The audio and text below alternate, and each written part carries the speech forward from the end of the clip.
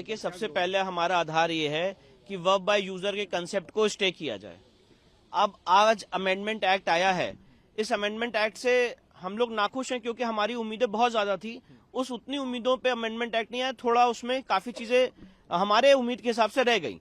पर जो least parliament ने काम किया है वो ये किया है कि वर्ब बाय यूजर, अगर वहां पे डिस्प्यूट है तो वर्ब बाय यूजर नहीं माना जाएगा। दूसरा, पार्लियामेंट ने कहा है कि अगर कोई गवर्नमेंट प्रॉपर्टी वक्फ संपत्ति घोषित हो गई है तो उसको हम वापस लाएंगे। ये लीस्ट एक काम पार्लियामेंट ने इस अमेंडमेंट एक्ट में किया है। अब कल की हियरिंग में ऑनरेबल सुप्रीम कोर्ट ने कहा कि हम इसको थोड़ा इसमें इंटरिम ऑर्डर करना चाहते हैं और उसमें इंटरफेयर करना चाहते हैं।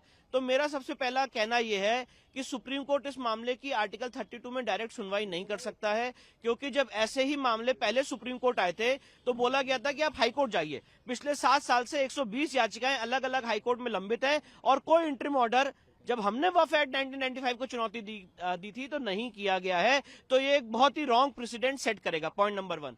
पॉइंट नंबर 2, मैं आपको बताना चाहता हूं कि अभी दिल्ली में एक यमुना की रिवर बेड पे एक शिव मंदिर था, उसको तोड़ा गया और ये बोला गया कि भगवान शिव को हमारे प्रोटेक्शन की जरूरत नहीं है। मामला सुप्रीम कोर्ट आया, सुप्रीम कोर्ट ने भी उस ऑर्डर को अपहोल्ड किया। तो मैं ये बात कहना चाहता हूं कि जब मंदिर बाय यूजर नहीं हो सकता है, चर्च बाय यूजर नहीं हो सकता है, गुरुद्वारा बाय यूजर नहीं हो सकता है, तो ये वर्ब बाय यूजर कैसे हो सकता है? और वर्ब बाय यूजर के कंसेप्ट को स्टे करना चाहिए और इस कंसेप्ट के आधार पे जितनी संपत्ति गलत ढंग से ली गई है उसको वापस लाने की कार्रवाई होनी चाहिए। इंटरिम ऑर्डर ये होना चाहिए, ये बात हम कोर्ट के सामने रखेंगे। तीसरी सबसे महत्वपूर्ण बात यह है कि वक्फ एक्ट 1995 विद 2025 अमेंडमेंट, ये क्लैरिफिकेशन आना चाहिए कि ये नॉन मुस्लिम्स पे लागू नहीं होता है। मैं इस बात का समर्थन करता हूं कि नॉन मुस्लिम मेंबर्स को वक्फ बोर्ड और वक्फ काउंसिल से हटा दिया जाए, पर साथ में यह भी आना चाहिए कि वक्फ एक्ट 1995 या उसमें की गई कोई भी कार्रवाई नॉन मुस्लिम्स के ऊपर लागू नहीं होती है। आप तो पूरा जो एक्ट है 1995 का उसे ही खत्म करने की कोर्ट से मांग कर रहे हैं। मैंने पूरा एक्ट खत्म करने की मांग नहीं की है। उस एक्ट में अभी भी जो प्रोविजंस हैं, जो रह गए हैं, जो गलत हैं, उसको खत्म करने की मांग की। फॉर एग्जाम्पल शामलद्दा, जो विलेज गांव समाज की संपत्ति मानी जाती है, उसको अभी तक नहीं हटाया गया, उसको खत्म करने की मांग की है। सेक्शन 6 में जो पर्सन एग्रीव्ड शब्द यूज है, जिसकी श्रेणी में नॉन मुस्लिम्स भी आते हैं, उसको खत्म करने की मांग की है। सेक्शन 8 में टैक्स पेयर्स के मनी को वक्फ के सर्वे में उपयोग करना का जो प्रावधान है उसको खत्म करने की मांग की है।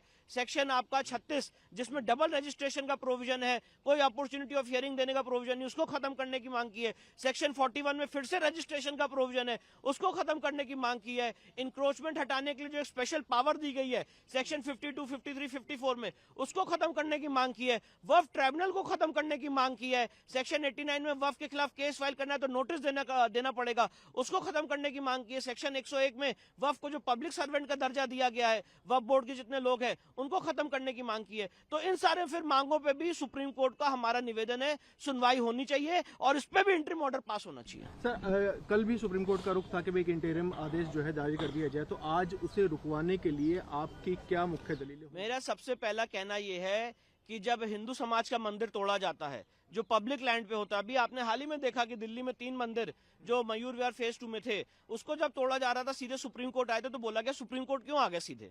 जब वक्फ को लेके हम सुप्रीम कोर्ट आए थे सीधे तो बोला गया सुप्रीम कोर्ट सीधे क्यों आ गए। और 7 साल से पूरा समाज इस देश के अलग अलग हाईकोर्ट में स्ट्रगल कर रहा है। 140 से ज्यादा याचिकाएं देश के अलग अलग हाईकोर्ट में दायर हो चुकी हैं, आज तक कोई इंटरिम रिलीफ नहीं मिली है। तो क्या पैमाना है, क्या मापदंड है कि एक पक्ष सुप्रीम कोर्ट आता है और उसकी सुनवाई की जाती है और इंटरिम ऑर्डर देने के लिए एक बात की जाती है, तो ये कानून, यही चीज दूसरे पक्ष के लिए भी लागू होनी चाहिए। Point number 1। पॉइंट नंबर 2, मैं आपको बताना चाहता हूं कि अभी 4 राज्यों के जो एंडोमेंट एक्ट हैं, जिससे हिंदू मंदिर को टेक ओवर किया गया है, उन 4 राज्यों के एंडोमेंट एक्ट की सुनवाई पिछले 13 साल से सुप्रीम कोर्ट में चल रही थी और हाल ही में सुप्रीम कोर्ट ने फैसला दिया है, मैं ऑनरेबल जजेस का नाम नहीं लेना चाहता हूं, जिसमें सुप्रीम कोर्ट ने कहा कि सारे मैटर हाईकोर्ट में चले, हम यहां पे इसको क्यों सुने।